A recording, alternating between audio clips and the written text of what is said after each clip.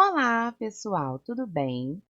Hoje nós iremos falar sobre as propriedades físicas dos compostos orgânicos. Quando a gente fala dos compostos orgânicos, as propriedades físicas dessas moléculas estão intrinsecamente ligadas à estrutura molecular e também às interações entre essas moléculas. O que nós consideramos propriedades físicas são a solubilidade, o ponto de fusão e o ponto de ebulição de cada molécula. Além do carbono, os principais elementos que também aparecem nos compostos orgânicos são o hidrogênio, o oxigênio, nitrogênio, os halogênios e também o enxofre. Quando a gente alia a presença desses elementos na molécula, o tipo de ligação existente, além da geometria molecular, nós podemos prever ou determinar algumas das propriedades dos compostos orgânicos. Então, para que a gente consiga compreender melhor as propriedades dos compostos orgânicos, nós precisamos rever o conceito de polaridade. Quando nós estamos numa ligação covalente, sempre que a ligação ocorre entre átomos do mesmo elemento químico, não há diferença de eletronegatividade, ou seja, nós não temos a formação de polos. Mas, quando estamos fazendo a ligação entre elementos diferentes, a tendência é que o elemento mais eletronegativo atraia os elétrons da ligação para ele, ou seja, nós teremos uma ligação polar. Aqui nós temos como exemplo a molécula de Cl2 e a molécula de HCl. No caso do Cl2, como nós temos dois átomos idênticos ligados, nós não temos uma diferença de eletronegatividade, ou seja, os elétrons da ligação permanecem entre os dois átomos de maneira igual. Já no HCl, o cloro é muito mais eletronegativo do que o hidrogênio, o que significa que o átomo de cloro vai atrair os elétrons da ligação para mais próximo dele, tornando a sua região parcialmente negativa, enquanto a região do hidrogênio ficará parcialmente positiva, ou seja, há a criação de uma ligação polar. São os valores de eletronegatividade que nos permitem calcular o valor desse vetor momento dipolar. Juntamente com a geometria, nós podemos determinar se a molécula como um todo será polar ou apolar. A escala de eletronegatividade para os átomos que estão presentes em compostos orgânicos é a seguinte.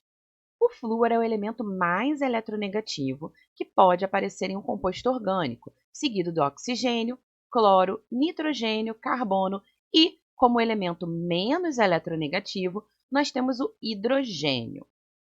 Um lembrete importante: a eletronegatividade é definida como a capacidade que um átomo tem de atrair os elétrons de uma ligação para si, ou seja, toda vez que você tiver um carbono ligado a um flúor, o flúor terá uma maior capacidade de atrair os elétrons da ligação.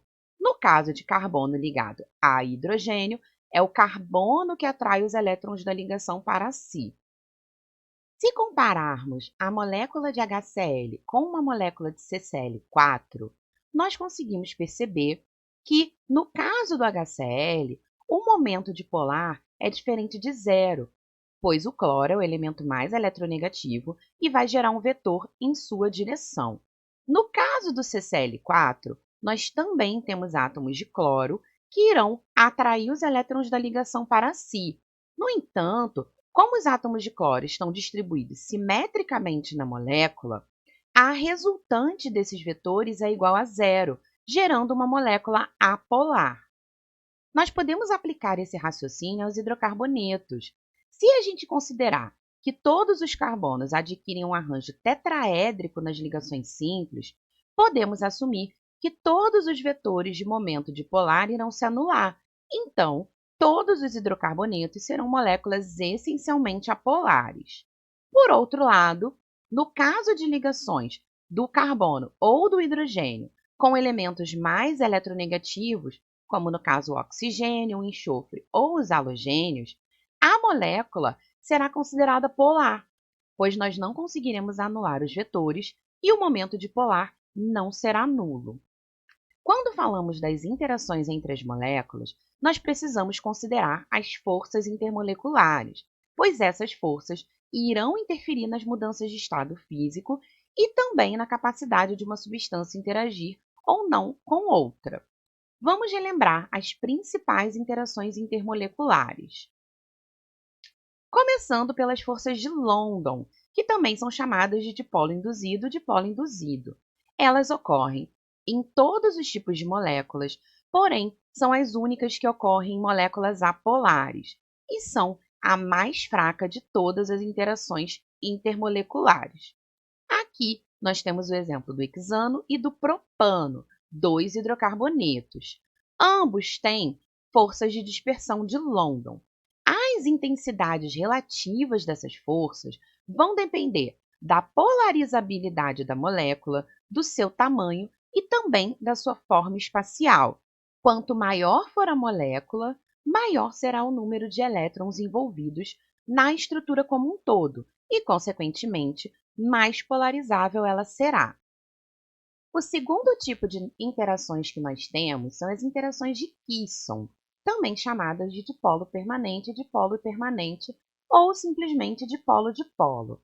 Elas ocorrem entre moléculas polares, sejam elas iguais ou diferentes, e são forças de caráter médio a forte. Quando nós temos duas moléculas interagindo, a interação se dá por meio do polo positivo de uma molécula com o polo negativo de outra. É nisso que se consiste a interação de polo-dipolo. No entanto, quando nós temos mais moléculas, há uma mistura de forças de polo-dipolo, atrativas e repulsivas, pois nós teremos diversos polos positivos e negativos dentro daquele recipiente que contém as moléculas. Então, são estabelecidas forças de atração, polo positivo com polo negativo, e, simultaneamente, forças de repulsão, positivo com positivo e negativo com negativo. E essas forças irão aumentar com o aumento da polaridade da molécula e também com a quantidade de moléculas no meio. Por último, nós temos as ligações de hidrogênio, também chamadas de ponte de hidrogênio. É um caso especial das forças de dipolo-dipolo, que ocorrem quando o hidrogênio se liga diretamente a fluoroxigênio ou nitrogênio, e são forças de caráter muito forte. Então, em caráter de síntese, podemos dizer que a ligação de hidrogênio ocorre quando é formado o H-FON. Levando a molécula de água em consideração, nós temos que cada hidrogênio de uma molécula irá interagir com o oxigênio de outra molécula, ou seja, polo positivo, hidrogênio, polo negativo, o oxigênio. E aí nós temos forças de caráter forte, porque nós temos uma diferença de eletronegatividade muito grande entre hidrogênio e oxigênio, pois nós temos uma diferença de eletronegatividade muito grande entre esses elementos. Então, quando falamos de estados físicos nos compostos orgânicos, nós podemos observar os três estados físicos em temperatura ambiente. Aqui, nós temos o exemplo de três compostos orgânicos em estados físicos distintos. A sacarose, que é o açúcar comum, a temperatura ambiente é sólida, o etanol, a temperatura ambiente é líquido, e o butano, que é o gás de cozinha, a temperatura ambiente é gasoso. E o que justifica cada uma dessas substâncias adquirir esse estado físico? Certamente, temos a influência das interações intermoleculares. O butano é um hidrocarboneto de baixo peso molecular, logo, ele se encontra no estado gasoso. O etanol tem hidroxila na sua estrutura, ou seja, irá fazer ligação de hidrogênio, por isso adquire o estado líquido. E a sacarose, além de possuir hidroxilas na sua estrutura, é um composto de elevada massa molecular, por isso adquire o estado sólido. Então, quando a gente fala de temperatura de ebulição, comparados às substâncias inorgânicas, sejam as iônicas ou as metálicas, geralmente os compostos orgânicos possuem temperaturas de ebulição bem menores. Isso acontece principalmente porque as forças intermoleculares presentes são menos intensas e, consequentemente, é necessário ceder uma energia menor para que haja a ruptura dessas interações e, consequentemente, a mudança de estado físico. A massa molecular influencia bastante nos pontos de ebulição. Experimentalmente, é possível observar que quanto maior o tamanho da molécula, maior será o seu ponto de ebulição, pois nós temos um aumento das forças de dispersão. Isso, aliado às forças intermoleculares, vai constituir a temperatura de ebulição daquela substância. Então, vamos ver alguns exemplos. Aqui nós temos 3 moléculas que possuem estruturas similares, inclusive em relação aos seus pesos moleculares. O que nós podemos observar? A molécula do paracimeno é uma molécula essencialmente apolar, pois é formada somente de carbono e hidrogênio. Então, a interação que ela irá estabelecer será as forças de London. A carvona possui uma dupla O em sua estrutura, ou seja, é uma molécula que vai ter características polares e vai fazer interação do tipo de polo-dipolo. Já o carvacrol possui uma hidroxila em sua estrutura. Será uma molécula polar também, porém, devido à hidroxila, fará ligação de hidrogênio. Isso pode ser observado nas temperaturas de ebulição dessas substâncias. O paracimeno possui temperatura de ebulição 177 graus Celsius, pois ele faz as forças de menor intensidade.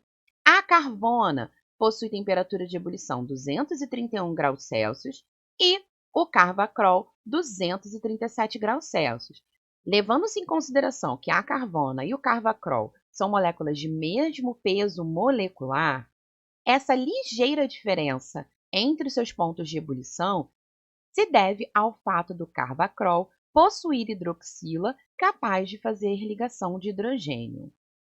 Aqui nós temos outro exemplo. O butan-1-ol e o etoxetano são isômeros funcionais, possuem a mesma fórmula molecular, consequentemente a mesma massa molecular, porém possuem temperaturas de ebulição bem diferentes. No caso do butan-1-ol, a presença da hidroxila permite que seja realizada a ligação de hidrogênio por essa molécula. No etoxetano, nós não temos a hidroxila, temos um oxigênio como heteroátomo, o que vai conferir a polaridade para a molécula, porém não permitirá a ligação de hidrogênio. A interação existente no etoxetano é de polo-dipolo e isso justifica a sua temperatura de ebulição menor. Aqui nós temos o exemplo de 3 hidrocarbonetos também isômeros, o pentano, o 2-metilbutano e o 2,2-dimetilpropano. Neste caso, o que está dando a diferença na temperatura de ebulição é a estrutura espacial de cada um dos isômeros. O pentano é uma molécula linear, já o 2-metilbutano é uma molécula que possui uma ramificação e o 2,2-dimetilpropano é uma molécula muito ramificada. A presença ou não de ramificações influencia na mudança de estado físico. Por quê? Quando nós vamos mudar o estado físico, quando a gente atinge a temperatura de ebulição de uma molécula, essa molécula precisa quebrar interações para que haja a separação entre as moléculas e a mudança de estado físico ocorra. Se nós temos uma molécula com mais ramificações, eu tenho mais pontos de aquecimento para essa molécula, eu tenho uma maior área superficial. Consequentemente, eu vou conseguir atingir o centro da molécula mais rapidamente, ou seja, em uma temperatura menor. E então, a temperatura de ebulição de moléculas ramificadas é sempre menor do que a temperatura de ebulição em moléculas lineares. Então, a presença de uma ou mais ramificações irá influenciar no ponto de ebulição também. Agora, falando um pouquinho da solubilidade.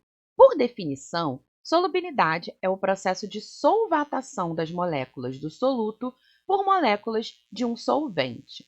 Aqui, nós temos o caso do íon sódio, sendo solvatado por moléculas de água, uma substância inorgânica, o íon sódio proveniente do NaCl, ele será solvatado pelas moléculas de água, pela parte negativa das moléculas de água, ou seja, pelo átomo de oxigênio, pois o íon sódio é positivo, irá interagir com a parte negativa da molécula de água. No caso de moléculas orgânicas, aqui nós temos um esquema representando moléculas de óleo vegetal solvatadas por hexano, que seriam as moléculas representadas em verde. Tanto o óleo vegetal quanto o hexano são moléculas apolares. Mas como ocorre esse processo de solvatação em uma molécula orgânica?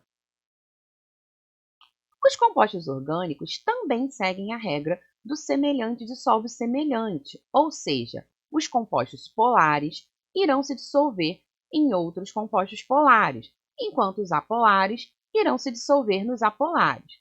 Um exemplo é a graxa. A graxa é um composto orgânico apolar que é capaz de se dissolver em gasolina, que também é apolar. É por isso que não conseguimos limpar uma mão suja de graxa com água, pois a água tem características polares. Então, para saber se um composto orgânico irá se dissolver em outro, nós precisamos analisar a polaridade daquela molécula. Aqui nós temos um esquema da interação entre a molécula de etanol, que é o álcool comum, e a água. O etanol, mesmo sendo uma molécula orgânica, é uma molécula que possui uma região polar devido à presença da hidroxila. E é essa hidroxila do etanol que é capaz de interagir com a água. O hidrogênio da hidroxila do etanol irá interagir com o oxigênio da água, formando uma ligação de hidrogênio. Por isso que o etanol se dissolve na água. Mas e quando nós temos duas substâncias de polaridades distintas e mesmo assim nós queremos promover a interação entre elas? Nesse caso, nós podemos utilizar um surfactante. Os surfactantes são derivados de ácidos carboxílicos que são classificados como sabões ou detergentes, e são moléculas que possuem caráter tanto polar quanto apolar, então podem ser utilizadas para forçar a interação entre dois compostos de caráter diferentes. Então, se considerarmos uma microgotícula de gordura, nós podemos utilizar um surfactante para promover a interação dessa gordura com a água. O que nós iremos ter? A gordura inicialmente não irá interagir com a água, mas após a adição do surfactante, as moléculas de surfactante irão interagir a sua região apolar com a gordura, deixando a região polar liberada para a interação com a água. Esse processo, onde as moléculas do surfactante envolvem as gotículas de gordura, formam as chamadas micelas, que podem ser arrastadas pelas moléculas de água, pois a parte apolar da gordura não estará em contato direto com as moléculas de água. Então, a gente consegue remover a gordura de uma superfície através da utilização de um surfactante. Bom, gente, essa foi a nossa aula de hoje. Espero que vocês tenham entendido e até a próxima!